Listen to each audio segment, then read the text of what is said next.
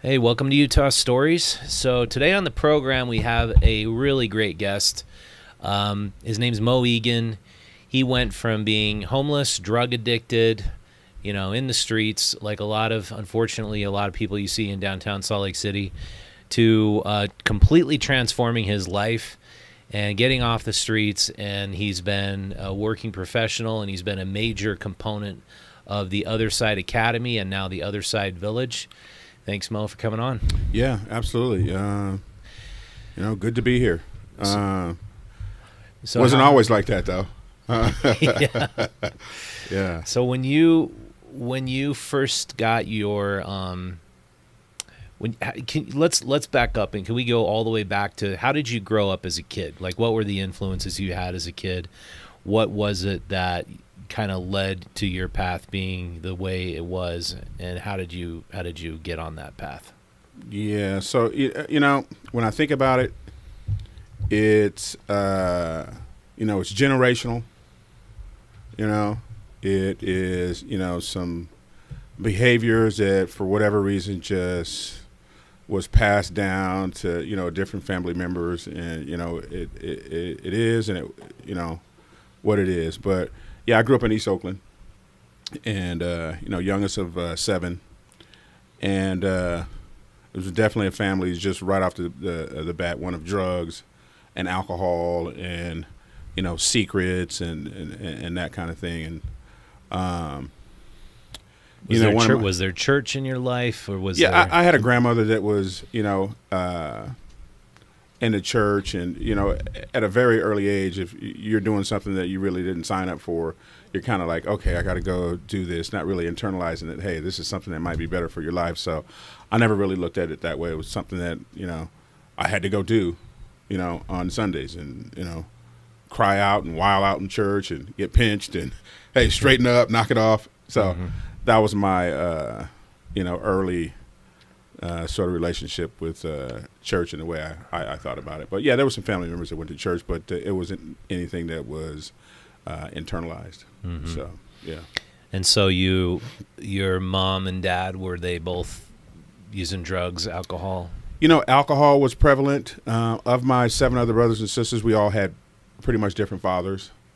So I did have a stepfather that moved in and was with the family for a long period of time, but that structure, that father, son, that type of thing was never something that stuck with me, or something that I thought I ever had. So yeah. And we were talking earlier off camera about root causes of poverty and homelessness. Yeah. And how public housing now in Salt Lake City just seems to be a failure, and how what I've ascertained by examining the situation is that you're punished if you get a job. You start climbing that ladder of progress. Yeah. You risk losing your housing, losing your Social Security check. Absolutely. And you mentioned that this has already been tried in Chicago. Yeah. I was watching a documentary, a couple months ago, and they were, talking about all the high-rise, projects and stuff that went up in Chicago, right along with welfare. And one of the things they did was, of course, you could sign up. A family or a mom could get welfare and some help for her children as well. But it came with some caveats. Hey, yes, we're going to give you this welfare check, but you can't have the father's kid in the house, right? And so obviously that's going to contribute to folks, children growing up without a father in the home, right? And so you kind of have that dynamic. So when you say, we're thinking housing first, of course, that is a crucial piece of it, but you have to take it a little farther, in order to punish maintain people who are starting to get on their feet. Exactly. Especially when you tie, government assistance and housing, you have all that tied together, but it creates a situation where it doesn't allow a person to get ahead. For example, there's folks that receive SSI and SSDI, right? And that's much needed help. But people are thinking, hey, I also have an opportunity to kind of see that the American dream might be back on the table if I can get this little side job or something and like get ahead, maybe save some money, right? But you're punished for that. Yeah, you're punished for that. And so the alternative is, okay, I'm going to receive this check, and since I can't work, I'm basically on a shelf. Yeah, and I see that it's like you're getting that check, and that's your nut. That's your way to pay your rent. That's the way to pay for your food. And if you go and get a job, you risk losing that. Yeah. That's the safety blanket. And it's like, so our system today is, if you're down on your luck, right, you're really hard up, as Paul Webster said from Solutions Utah, you need to help people. You need to have a safety net, but that safety net is actually keeping people down, because the requirements to keep that safety net are you stay down. Exactly. We're going to allow you a certain amount of prosperity, right, without penalizing you, right? And if we're giving you this check, and let's just say you make $800 to $1,000 a month that you're getting from SSI or SSDI, the government is going to say, okay, if you go over this amount, then we're going to take some money away from you, right? And kind of just loses all incentive to like go out and try to get ahead, save some money, possibly go back to school and get some kind of education, some kind of qualification, some kind of skill, to better your life. It's just, it's stymied, really, And I have a family member where he has bipolar disorder. It's a major problem, and he's afraid of taking a full-time job, even though he's doing great for the last 2 years. That he might get that back again, and then he's hitting rock bottom again, and then has to climb up, and then he call himself disabled again. So do you have any ideas about what could possibly be of that major problem? You talk about disabilities, and you give that example there. I think we also need to step our game and figure out, I have some kind of mental or physical disability. How can the community, how can the business community, how can corporations and businesses start to design positions that also give that person that dignity of work piece? And let's just say just is good at working sitting down.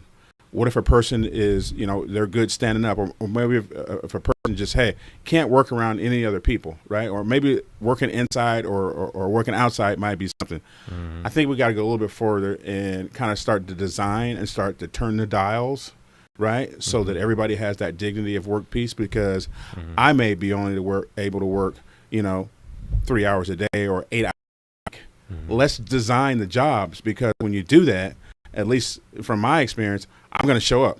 Here, I'm going to work. I'm going to be 3 hours this week, 8 hours this week, whatever it may be, the dials, and find some of these job opportunities so that people have that dignity of work piece. Yeah. So when you were homeless, drugs, you were stuck in that cycle. Yeah. What was the key component that got you sober, got you the dignity of or the feeling like, I can do this and I'm not going to be punished for it? Yeah, and I'll go back, and that culture that I grew up in, I always tell people my uncle's contribution for me was in 4th grade, when he taught me how to roll weed, smoke weed, and sell weed. And that's what I did elementary, in 3rd, 4th grade in East Oakland. And I had joints rolled up, and that's what I did. I sold. 4th grade. But what people don't understand is that my peers in the schools were buying those joints. I'm selling with 4th grade, and they're buying it. Yeah. And then the security guy comes in the bathroom. I get caught. I go to the principal's office, and then I get sent home. And this is where the messaging got sent to me when I walked in the door. Kind of expecting some kind of reprimand or something, and I started processing that. And as a 4th grade kid, I'm thinking, you know what, whatever I want to do, nobody's really concerned about it if I'm going out there getting in trouble or whatever. And I took that to some places that I wouldn't wish on anybody. It's not a surprise. that I became a lifelong alcoholic and drug addict, and it just took me to some places I wouldn't wish on anybody. And there were so many times where I said, you know what, I know this is not what God meant for me. And I said, you know what, I could beat this. You know, somewhere along the line, I became a pretty decent athlete. You know, if I can do this in sports and succeed, then I could do this, kind of sort of white knuckle it.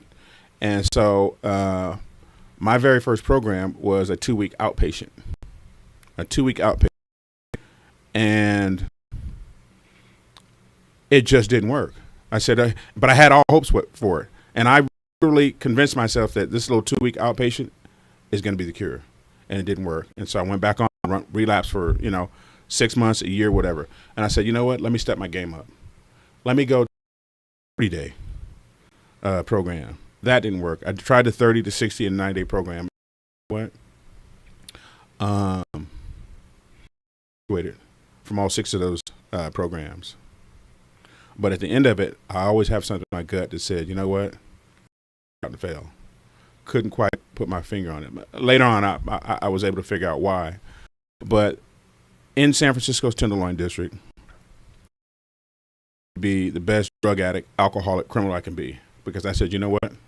I'm not going to put myself through that again, another program, because I know what the outcome is going to be. And it's been the outcome every time. And it's me lapsing and failing. Was this in your 20s?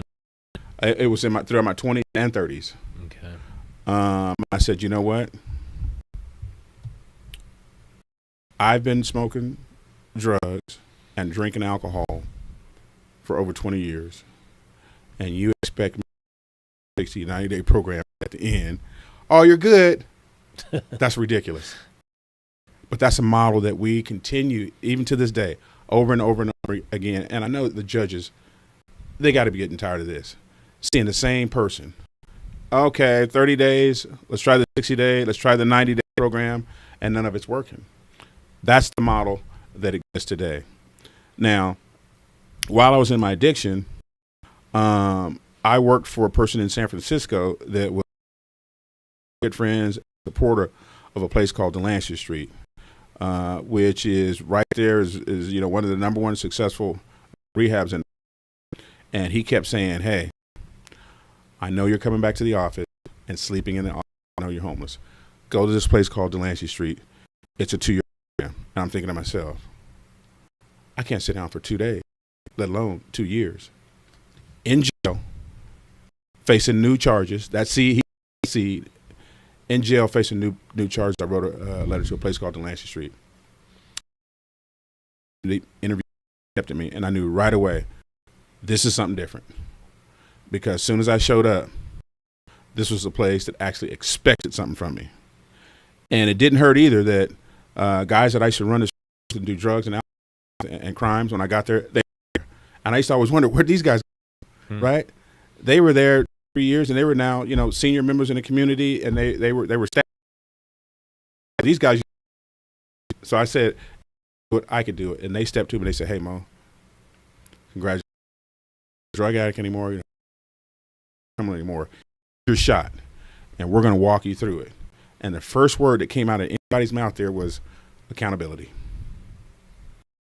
And that's kind of where it started. We'd be in, a group a week, and I remember I had done something stupid in the community that showed my behavior, who I really was. And in this group, they said, Mo, you're a liar, you're a cheat, you're a sneak, you're this, you're that. And I remember looking around saying, they're talking to me, right? And about the third or fourth person, I said, you know what? They're absolutely right. That's exactly who I am. And that's who I came here to change. And the next few years was serious. Let's check off this liar. Let's check off this sneak. Let's check off this cheat. Let's check out all these behaviors. And I was able to look in the mirror and say, you know what? I like this person that I'm turning into. And that was a game changer for me. It was a place that actually expected something. But not only that, if you don't work, you don't eat. This place means we had our own social enterprise businesses. There was a print paratransit, limousine service, and so I rented a restaurant as a dishwasher, prep cook, pastry chef, and graduated as a rotisserie chef. Right. Here I am giving back to the community. Like, I can't say, or nobody could say, the taxpayers are paying for mistakes. No, I got skin in the game to participate in my own recovery.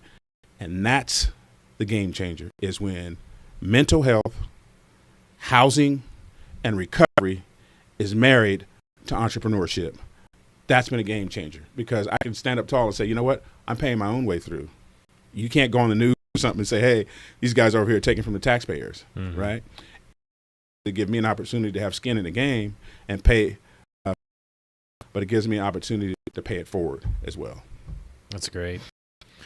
Yeah, and it seems to me, when you don't have a model like that, where you're not working, and you know if you do work, that model work. Yeah. Otherwise, you're kicked out on your butt, right? Right. Exactly. Worry about it. I mean, that's got to be a motivator. Right. It's like they're motivated in the predominant model. Exactly. And then they're incentivizing and they're dignifying work in the other model. And it's just, it's like, so why does the model getting all the money?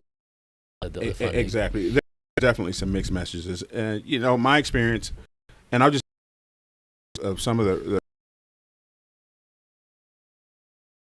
San Francisco, California, and also Utah. There's a lot of people that are working in these rehab centers. There are some really good homeless advocates on the street. There's great LCSWs. There's great case managers, right? And I kind of feel like they're handcuffed, because I've taken a look at a few organizations that say, if I'm homeless and I'm living in this homeless shelter or this resource center as a staff member, I can't go and say, hey,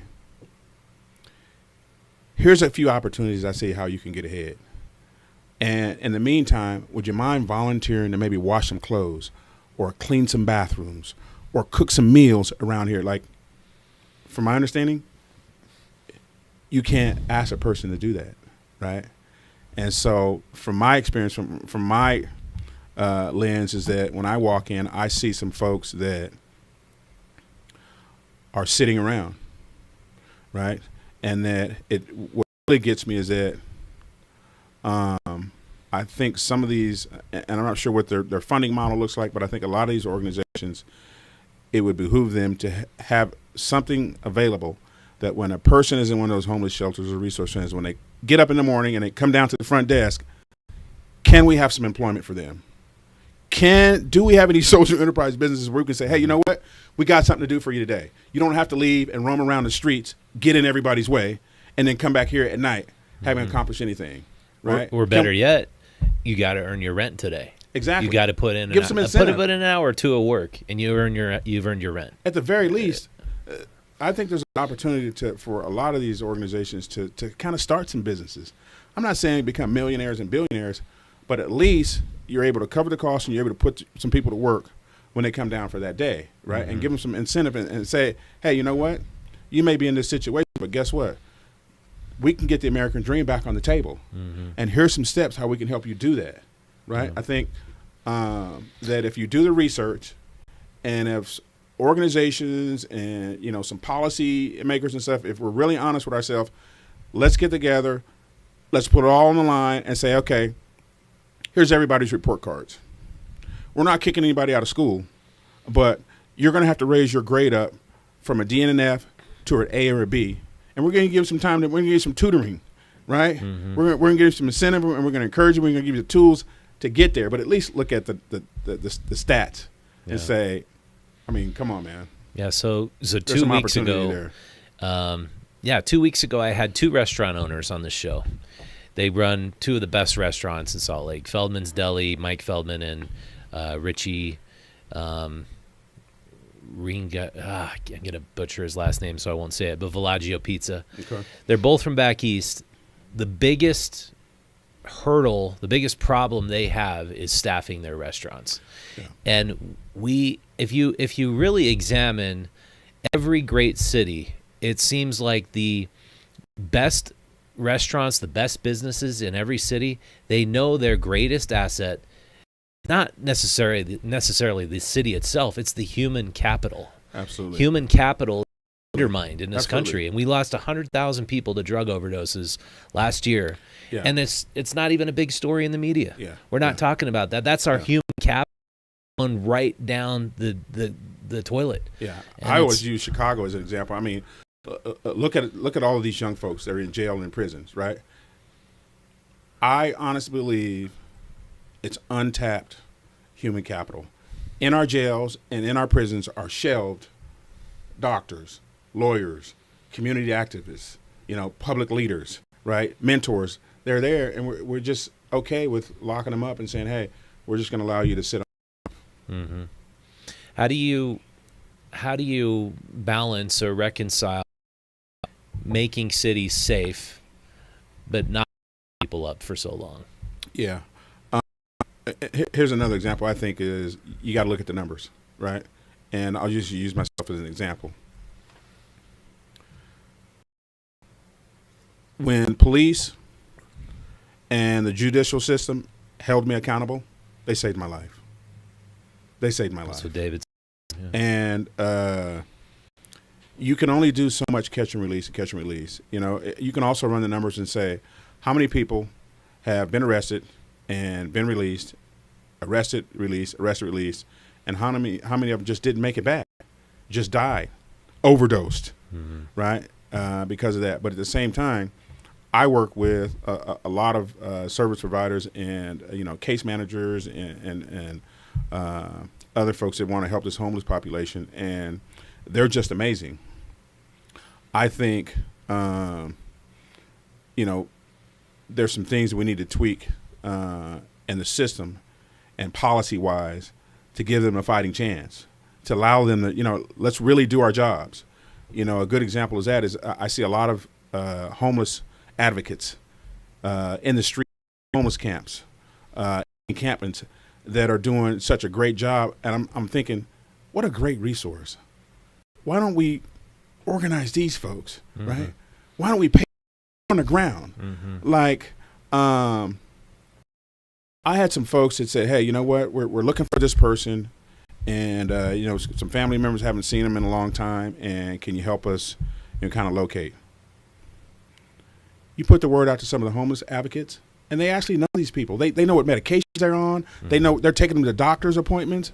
I think we need to organize those folks as a piece of this as well, and pay them to do more of what they're already doing. Yeah, I agree with you. Yeah, I Ty Bellamy at a time when it was freezing cold outside right before NBA All-Star Weekend. I want to show you a clip of what the scene was out at the area they called the island. Yeah. It was extremely sad. Yeah. We're gonna. I know that we've done outreach there, but it's it's pretty bad. I'm gonna just tilt this way. If you're with us on YouTube, you can see this a lot better than on Instagram. But yeah.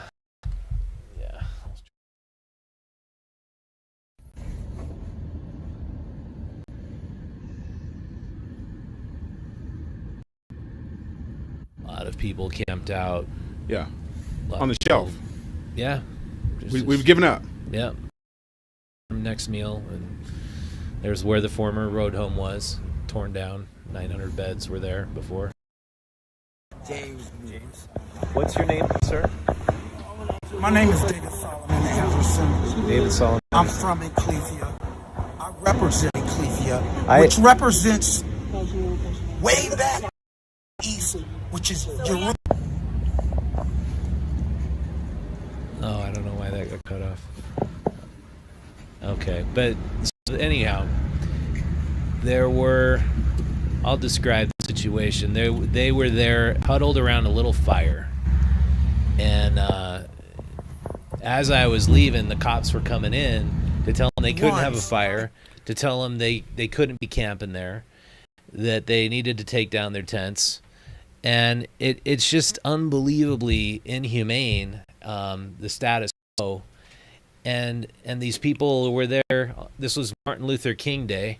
And I'm like, really? This is how we treat people? This is how we treat people who could have a life, could have a job, who need the right kind of second chance. Yeah, you're absolutely right. That's get down, and over the last couple of years, I've gone to some of the encampments, and I've been out there when, there were, police come. Of course, they'll let people know a couple of days ahead of time, but they'll come out with, law enforcement, some city officials will show up, and the bulldozers will show up, and I kind of kept track of this one particular camp over about a 4 to 6 month period. They would come and they would get it broken up, get it swept, and you could literally see, 5, 10, 12 blocks in another direction, setting up another camp. Yeah, right? And then literally see the same folks that broke up this camp are also breaking up that camp several weeks or several months later. And it's back and forth, and it's back and forth. And what I'd like to see is dollar amount to that effort compared to different engaging these folks. The other thing you got to look at too, the elephant in the room, is when it comes to folks on the street, you have to be ready. If you're not ready, we can offer you the world, and it's not going to work for you. But what I've seen is that at least plant that seed, because I've seen some folks that have gone out and done some outreach with and some recruiting that may not be ready right then and there.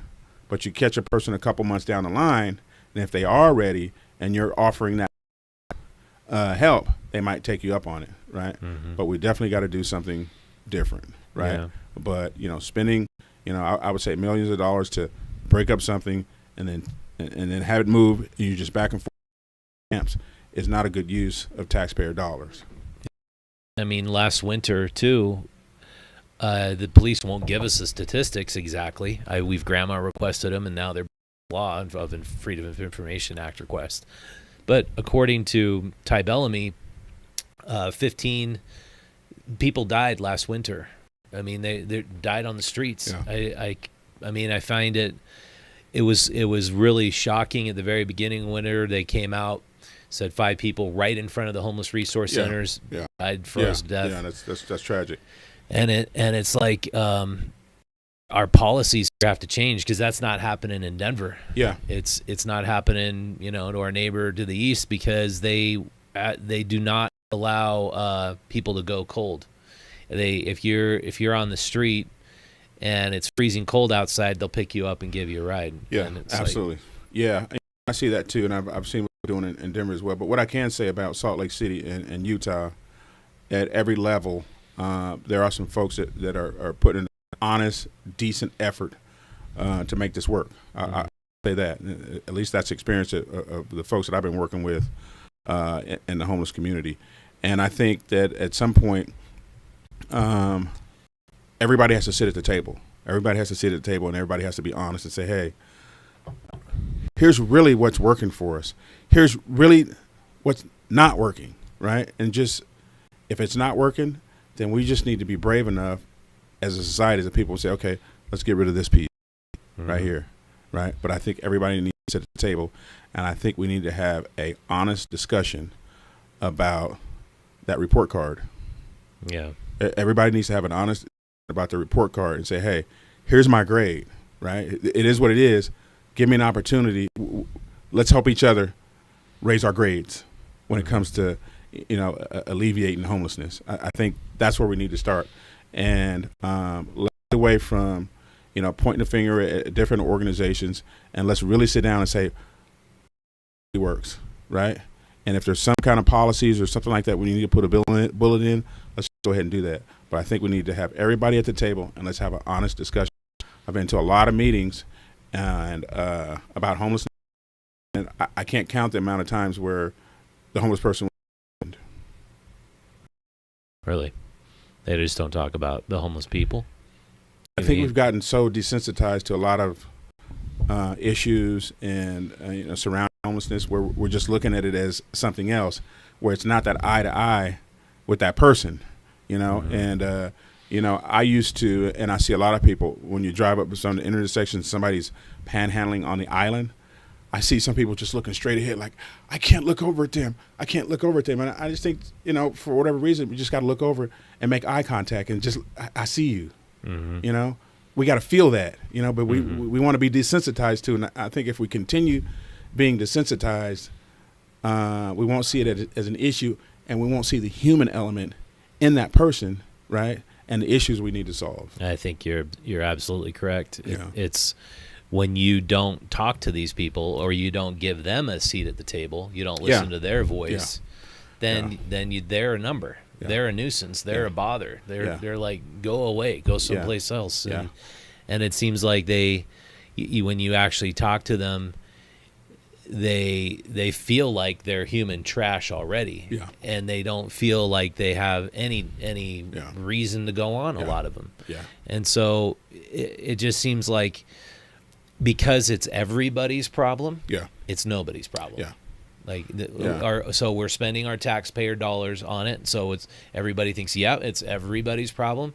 So there's just individuals within the city don't really want to take accountability for a homeless person and why it is that they're on the street. What it just becomes, you become desensitized to it, and then the policies of abatement make people agitated, afraid, more violent, more upset, and then you see that as a consequence of our policies and think, oh, well, that's the homeless person's problem.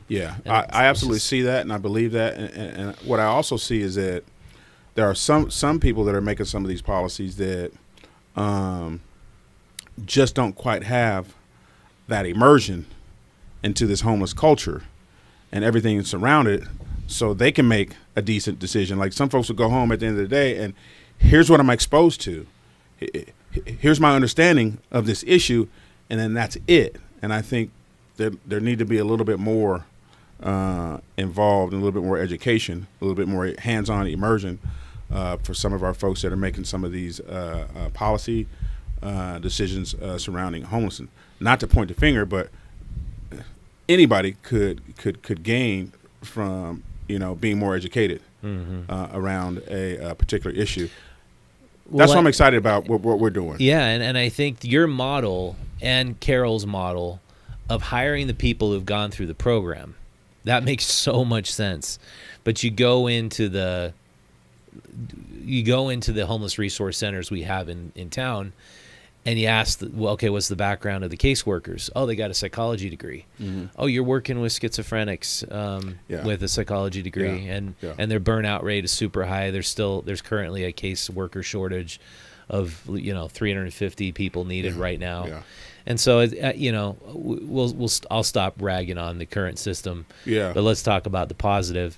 You guys, you talk about the social enterprise system, which has been really successful for Other Side Academy, your thrift store, your moving company, and now you've branched out even further into doing the Other Side Village. Describe what's the status of that right now? So the Other Side Village is for folks that's been chronically homeless, that suffer from some mental health and maybe some physical disabilities as well, ongoing drug addictions, displaced veterans. But the base is chronically homeless with one or two or more co-occurring type disorders. And so what the Other Side Village does, everyone's heard that we're building this master plan community. When it's fully built out, it'll be about 430 tiny cottage homes. They'll be absolutely beautiful, fully furnished, safe, prosperous, and beautiful, right? And so one of the things that I'm doing right now, and our coaches and our staff at the village is doing some presentations and letting case managers know, here's what our offer really is, right? And we're not looking at it as we're going to solve this entire thing. What we've done is say, hey, here's what our DNA is. Here's what we've been successful at. And we think that we can do our part and take out and help alleviate a little niche in this homeless issue. And so it wouldn't be for everybody, right? Mm-hmm. It's definitely for those folks that are ready. Are you going to be taking people who are already clean or people who are still chronically homeless? And we're looking at that as, a person who has for the last 3 years or so been homeless for at least 12 months. And that, could be a few months here, a few months there. But over the last 3 years, you've definitely been homeless for 12 months or more. So that's the folks that we're looking for, that chronically homeless and then some kind of co-occurring disorder. One of the things that we do differently is, and I'll use myself as an example. I got a lot of housing vouchers when I was in my addiction. Like I said, today I'm 17 years of clean and sober. I smoked drugs for over 20 years, and I was homeless in San Francisco's Tenderloin District for over 10 years. I know both sides of this, right? Got a pretty good idea of how to work and how to get on the other side of it. The model that exists for me and the model that still exists today is you give me, Moe Egan, housing voucher. Here you go. Move into your new SRO hotel or your new apartment. Problem solved, right? That's housing. Let's get him a house first, right? That's part of it. But then I move into this new place, and let's just say I got crack, heroin, meth, everything else in my pocket. 2 weeks later, everybody else in the community that I know that does drugs, they're doing drugs in my apartment. And 2 months later, I'm evicted, and I got to move out of there. I got a backpack on. I'm now in the back of the line for services sponsored by taxpayers. That's what's available to me. That's what's still available today. And we think that would be a little bit irresponsible for us to continue that same model. And so what we do is we have a prep school, kind of a, homeless, prep school to get people ready for the next stage, right? Because folks are asking for help, right?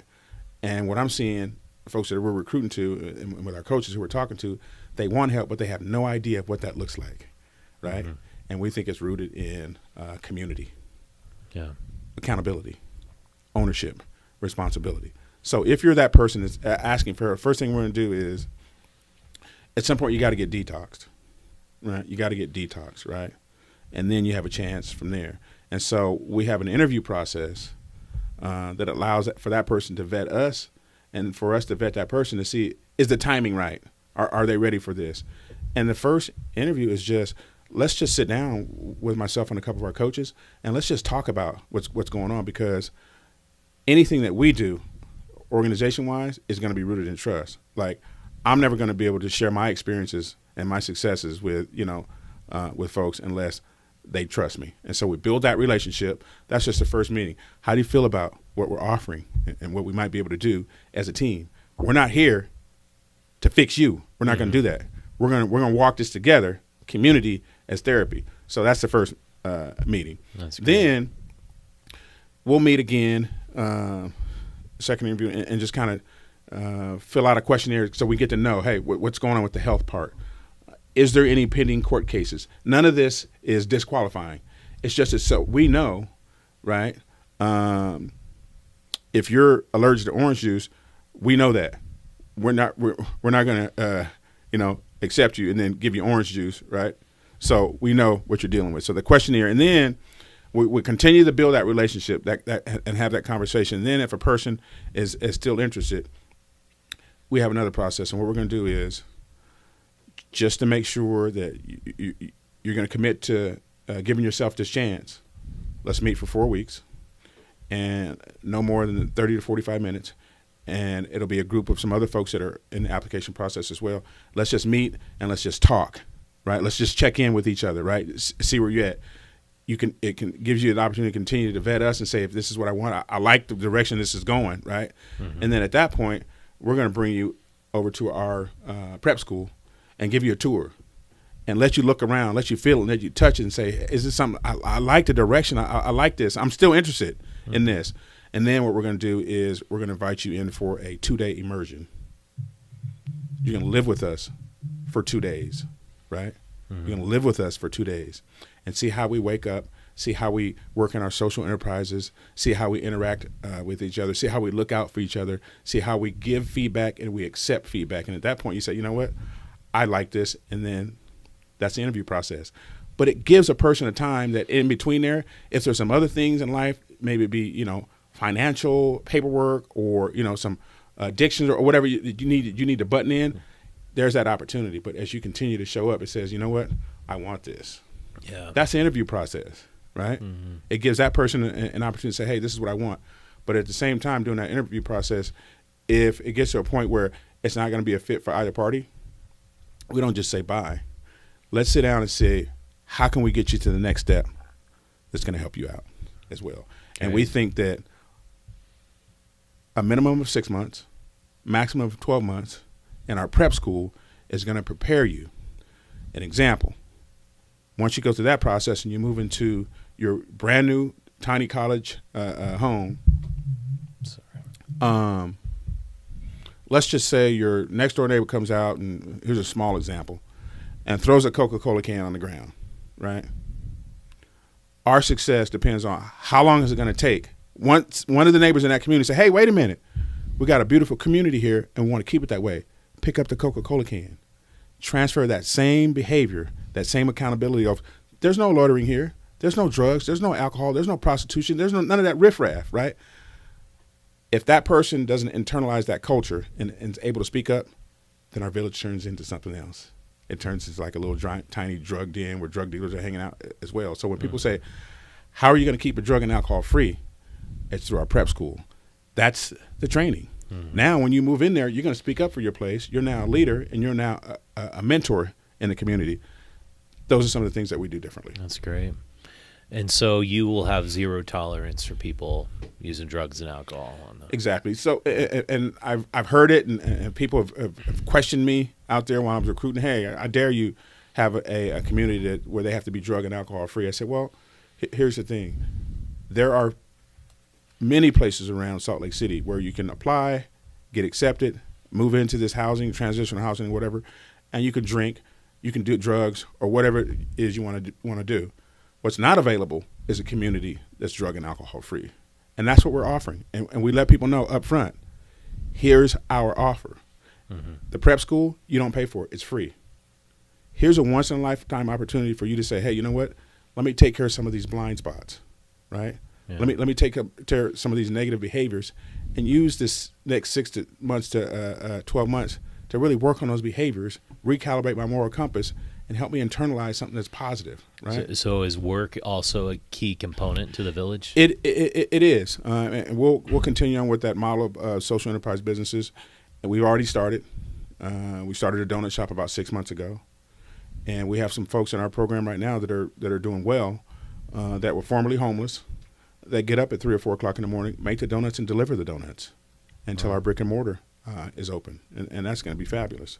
That's so yeah, great. And then we also have a succulent plant arrangement business as well that we operate out of the prep school that folks participate in as well. This is theirs, right? Because we're taking care of food, clothing, housing, that whole thing. How many times in life can you take a break, work on yourself, and not have to worry about that? Now, once you move into the village, you will be required to pay rent, and rent will be anywhere from $250 to $400 a month. Some people will come in and they'll have SSI or SSDI or what have you. Some people won't. You'll get first dibs and an opportunity to work in one of our social enterprises, which will be on site. First phase, donut shop, bodega grocery store. Another one of our businesses will be our version of 25 Airbnbs. Somebody has to learn how to be a concierge. Somebody has to learn customer service. All of this will be available on site, along with a medical center, 10,000 square foot social enterprise business where we can continue to incubate, create businesses that create jobs. We make revenue, which helps us cover our operating costs. That's the model. And you're doing zero taxpayer dollar support? Taxpayers are off the hook for that. Wow, that's really great. You know.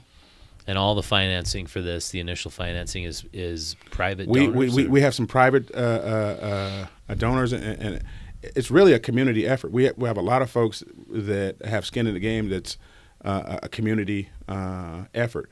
But it's not one of those situations in either one of our models where we come back every year with our handout saying we need more money, right? We're saying, hey, anywhere from 18 to 24 months, this model is going to be self-sufficient. We're not coming back every year with our handout. If we do any kind of fundraising, anything like that, it's for expansion, And so 450 beds, 450 cottages? 430, yeah. There's approximately, I heard a 3-year waiting list for people to get housing first, housing right now. Are you already full? Like, do you already? No, we're not. We're not full right now. Right now, we have 5 people that are in our prep school, right? Going through that process, preparing to move into the village, and it looks like we'll be moving some dirt here pretty soon. And we're thinking between now and the first quarter of next year that we'll have that first phase in place. So 5 people in right now, and right now actively recruiting about 8 to 10 folks. And we got half of those folks have done their second interview already. So the process has already started. And so when I talk to, like, I've interviewed several dozen homeless people, and they say they really want to get off the streets, and I tell them about your village, the biggest caveat is you got to be sober. You got to go to detox, or not. Don't even mention that component. Well, here's the thing. That's the ultimate goal. That's where we want to get to. Now, people I'm interviewing, I'm not saying, hey, did you just come from the choir over to LDS Church? That's not one of the requirements. We're not expecting people to come in like that, right? All we're expecting is a desire to want something better for yourself. If you're actively in some destructive behavior like stuff, let's help you work through that. So it's not true that when you come and make initial contact with us, you have to be clean and sober. That's not true. Okay. All you have to have is a desire to want to be clean and sober and say, hey, you know what we're offering, I like that, and I want to be a part of that. Okay. That's what we're offering. This is a niche, a small niche in the homeless world that we're trying to help alleviate. And we're saying, hey, here's our niche, here's our contribution. Whatever your contribution may be, if we can assist or help you with that, let's do that. But here's where we think that we can make a difference. It's small, but here's what we think we can make a difference. So what's the response been? So when you sit down these people in the workshop before the prep school, are they like, that sounds too hard, or are most of them like, that sounds great, I want to sign me up, or what are you hearing? The response I'm getting is, this sounds too good to be true. Yeah. This sounds too good to be true. Are you saying that if I follow these steps right here, I can move into your prep school and I don't have to pay anything, right? And you guys are going to help me get into the That's exactly how it works. And what we ask and what we look for up front is, can the person not only be honest with us, but are you at a point where you can be honest with yourself? Yeah. Because if you start off and you're not telling the truth, if you're not honest, there's no way we're going to be able to help you. So start off with being honest. Hey, for example, a person's, hey, how much clean time you got? Just 2 days. We can work with that. But don't come, right? And if you're high and you want to tell us you've been clean and sober for 3 months, right? When you're sitting across from a person who smoked these drugs for 20 years, 17 years clean and sober, been homeless for 10 years, we can recognize it. But if you're honest, that's what we can work with, like right away. If you're honest, that's something we can start working with right now. Yeah. Yeah, and so the only part of it that is a little red flag for me is you have to qualify as a chronically homeless person to be qualified for this housing. There's not enough housing for working class poor right now. Yeah. There's people struggling to make ends meet, working at Walmart, Target, whatever. Absolutely. And they can't they're getting evicted by their landlord. Right. So, I mean, why does chronic homelessness have to be a key factor in being able to get in? Yeah. That's a piece we have experience at, right? And from the very beginning, we said, here's where we can make a difference.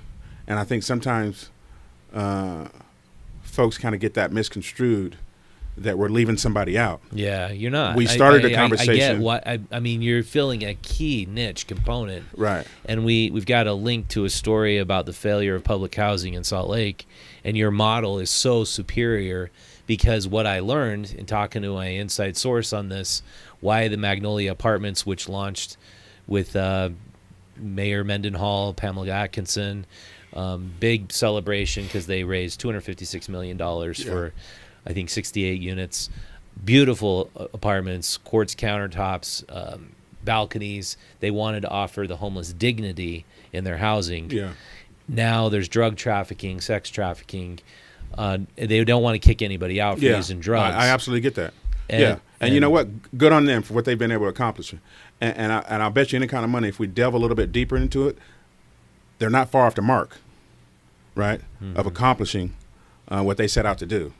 And like I said before, folks need to work together and say, hey, here's what's working, here's what's not working, right? And so just the very fact of somebody being able to raise those kind of funds, get something up and running, and here's what the motive is, I don't think they're too far off the mark. There needs to be there's some tweaks that need to have. I think where I see the failure in the existing system is it was almost like they won a lottery. Like, oh, you're going to give me that apartment? Yeah. And you can't kick me out? No strings attached? Really? And I mean, it sounds too good to be true. And then eventually everybody in that place is using drugs all day long. Yeah. According to my inside source. And and sometimes I think from the very beginning, is your mission, did you set out to make it drug and alcohol free, right? Yeah. And some folks is it may be for a scripture from the Bible, it may be a famous saying or something about everybody deserves a home, and sometimes we go into it with just that mission, and if that's just a mission that we just want to get people off the street because we think as a society it's the right thing to do, then mission accomplished. Mm-hmm. Now, if those other things you want to get into as well, then let's go back to the drawing board and say, hey, here's how we finish the drawing. Yeah, they're just missing the wraparound services. Yeah, I don't think we're too far off the mark. I don't think we're too far off the mark from making it a success. People just got to get around the table and say, hey, here's what's working, here's what's not working. Let's tweak this, right? And let's honestly look at our report card and say, is it a C right now? Is it a D? Whatever it is, let's all get together and let's raise our grades. Yeah. And let's follow a model that can lead to success. Because I asked Paul Webster, why is it so many public housing units are full of drugs? They'll say no drugs, but then they're full of drugs. Yeah.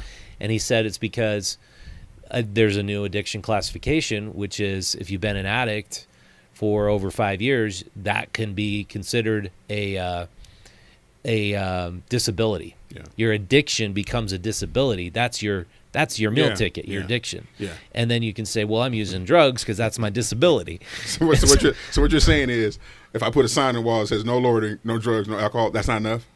No, apparently not. Okay. It's like you classify a person as disabled because they're an addict, and then according to Paul Webster, because it's partially HUD funded, the Department of Housing and Urban Development for the federal government, you can't kick somebody out because of their disability. I mean, that's the answer I got when I got deep down into that rabbit hole. Why is this apartment unit full of drug addicts? Yeah. So now, I mean, it sounds like you might be talking about HUD's report card. Yeah.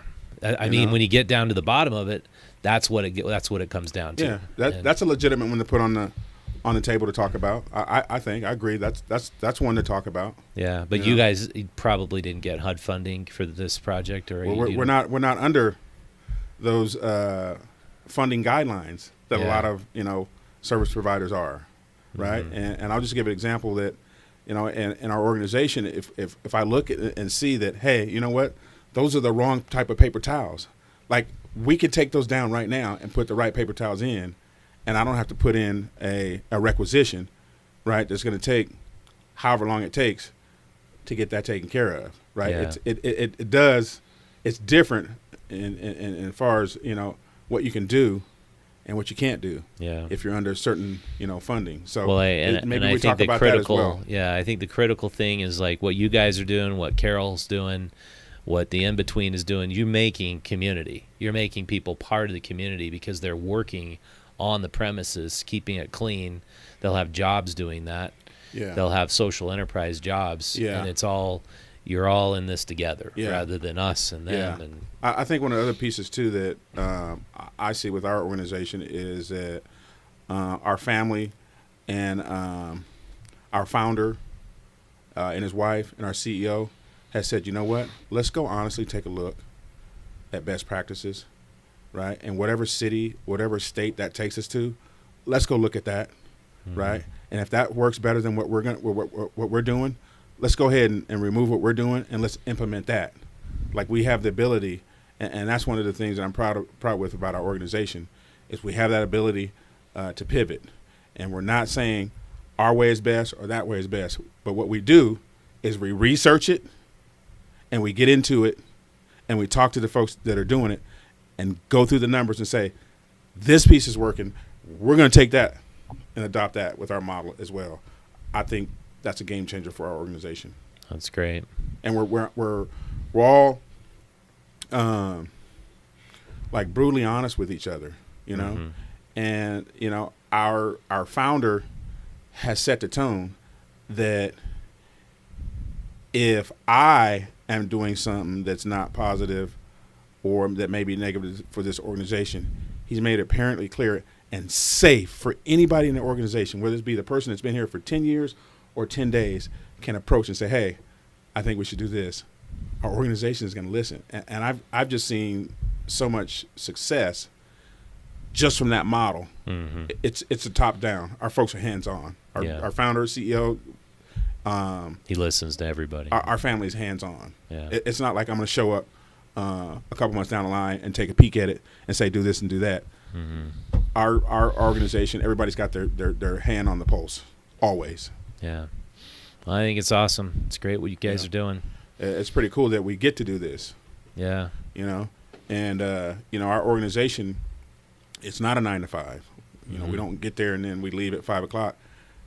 We live on campus, right?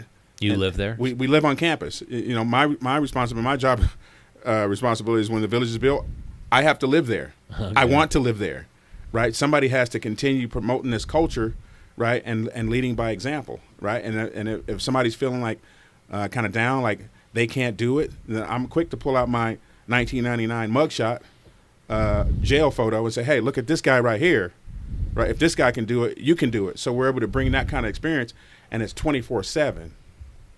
That's awesome. Yeah, that's great. Yeah, it's awesome. It's so encouraging to hear that, because it's when you go out on the streets, you interview homeless people, they feel so abandoned, they feel so lost, they feel like they have no place to go. So folks who are listening, you have a place to go. Listen to these guys. And you know what I ask people? See where you can do more. See where you can get involved and do more. And I think what's underestimated is the average person here in Salt Lake City in the state of Utah going and saying, how can I help? How can I befriend this person? How can I use what my skills are to help this person? How can I look at them and say, I see you? That's huge. Yeah, I agree. Just the giving a person the time of day to just sit down and say, what do you need? Absolutely. What do you? Absolutely. How can I help you? Yeah, and I think when it comes to other states, I think Utah is kind of out front.